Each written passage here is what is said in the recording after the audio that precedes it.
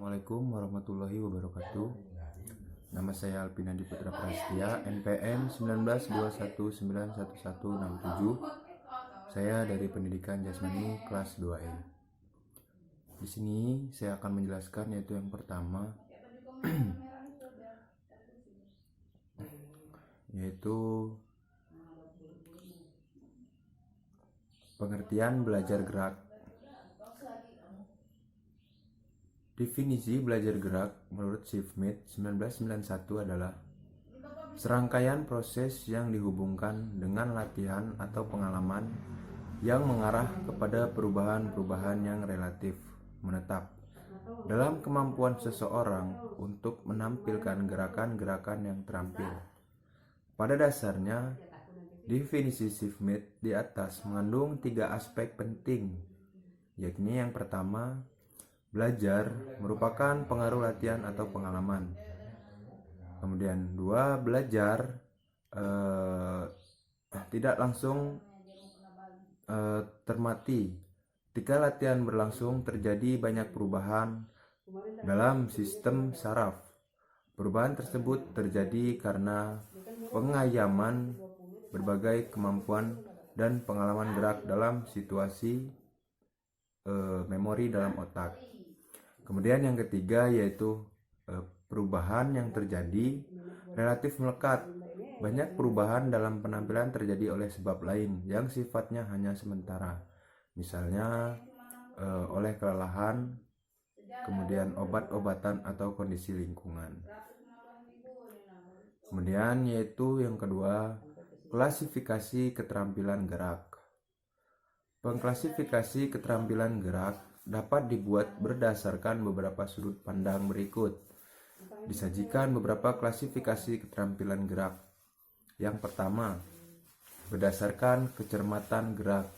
Kemudian perbedaan titik awal dan titik akhir. Kemudian selanjutnya stabilitas lingkungan.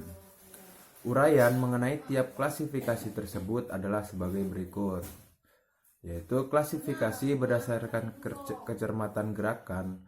Keterampilan gerakan dapat dikaji berdasarkan kecermatan pelaksanaannya. Kemudian kecermatan pelaksanaan gerakan dapat ditentukan antara lain oleh jenis otot yang terlibat. Ada gerakan yang melibatkan otot besar dan jenis otot-otot halus. Berdasarkan kecermatan gerakan atau jenis otot-otot yang terlibat, keterampilan gerak dapat dikategorikan menjadi 2, yaitu keterampilan gerak agal atau gross motor skill, kemudian yang kedua keterampilan gerak halus atau fine motor skill. Kemudian keterampilan gerak agal adalah gerakan yang dalam pelaksanaannya melibatkan otot-otot besar sebagai basis utama gerakan. Contohnya antara lain keterampilan gerak loncat tinggi dan lempar lembing. Kemudian keterampilan gerak halus adalah gerakan yang dalam pelaksanaannya melibatkan otot-otot halus sebagai basis utama gerakan. Contohnya antara lain adalah keterampilan gerakan-gerakannya menarik pelatuk senapan dan pelepasan busur dalam memanah. Kemudian selanjutnya yaitu klasifikasi berdasarkan titik awal dan titik akhir. Kemudian selanjutnya yaitu klasifikasi berdasarkan perbedaan titik awal dan titik akhir.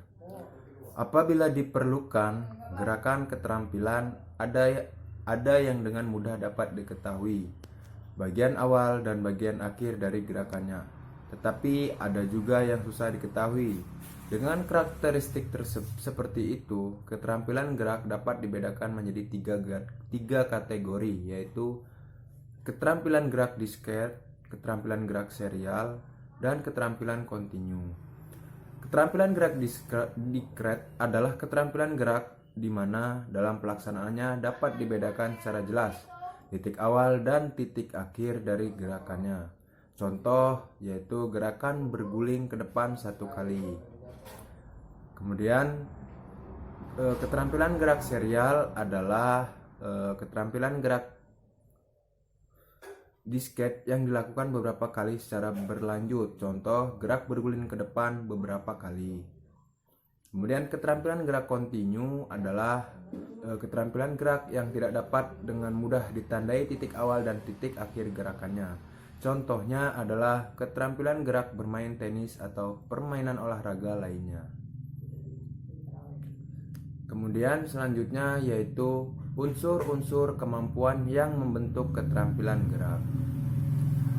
Mengenai berbagai unsur, kemampuan atau kondisi yang diperlukan untuk mendukung gerakan yang efisien, yang di dalam fungsi-fungsi fisik, mental, dan emosional bisa dijelaskan sebagai berikut. Yang pertama, unsur kemampuan fisik. Fisik merupakan sarana utama untuk merupakan gerakan. Kondisi fisik yang baik akan menghasilkan gerakan yang efisien. Berikut macam-macam kemampuan fisik, yaitu yang pertama, kecepatan reaksi. Kecepatan reaksi berperan dalam gerakan di mana respon gerak harus dilakukan segera mungkin setelah ada stimulus, misalnya dalam start lari cepat. Kemudian kekuatan. Kekuatan sangat diperlukan dalam melakukan gerakan-gerakan yang memerlukan gaya fisik yang besar. Dalam berbagai macam gerakan olahraga, banyak yang memerlukan gaya fisik yang besar untuk melakukannya dengan baik. Kemudian ada ketahanan. Ketahanan fisik sangat berperan dalam melakukan gerakan dalam jangka waktu yang lama. Dalam kegiatan olahraga, banyak gerakan yang harus dilakukan berulang-ulang dalam jangka waktu lama, misalnya sepak bola yang harus bertahan selama 2 kali 45 menit. Kemudian kecepatan. Kecepatan gerak sangat diperlukan untuk menyelesaikan tugas gerak yang harus diselesaikan dalam waktu sesingkat-singkatnya. Kemudian selanjutnya yaitu ada fleksibilitas. Fleksibilitas sangat diperlukan dalam menyelesaikan tugas gerak, di mana gerakan-gerakannya memerlukan keluasan, gerak persendian atau perlu pemaksaan, gerak persendian. Gerak-gerakan di dalam olahraga yang memerlukan fleksibilitas adalah gimnastik, judo, dan gulat. Kemudian selanjutnya ada ketajaman indera. Ketajaman indera kinestik yang merupakan fungsi untuk merasakan posisi dan gerak tubuh sangat diperlukan dalam melakukan gerakan-gerakan yang mementingkan kebenaran. Bentuk gerakan misalnya loncat indah. Kemudian yang kedua ada unsur kemampuan mental. Mental adalah pikiran, jadi kemampuan mental berarti kemampuan untuk berpikir dan kemampuan imajinasi. Berikut adalah kemampuan yang diperlukan untuk mendukung terciptanya gerak. Ada kemampuan memahami gerakan yang akan dilakukan. Kemudian kecepatan memahami stimulus. Selanjutnya ketiga, kecepatan membuat keputusan. Kemampuan memahami hubungan spesial.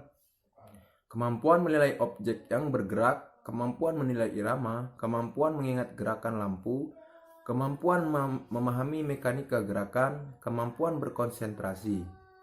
Kemudian ada unsur kemampuan emosional. Emosional yang diperlukan untuk mendukung pelaksanaan gerak yang efisien adalah kemampuan mengendalikan emosi, tidak ada gangguan emosional, merasa perlu dan ingin mempelajari atau melakukan gerakan, memiliki sikap yang positif terhadap prestasi gerak. Kemudian organisasi unsur-unsur pendukung gerakan yang terampil. Ada 3 macam, yaitu kontrol keseimbangan, kontrol ketepatan waktu, kemudian kontrol muskular. Itulah yang dapat saya sampaikan. Saya akhiri, wabillahi taufik walhidayah. Wassalamualaikum warahmatullahi wabarakatuh.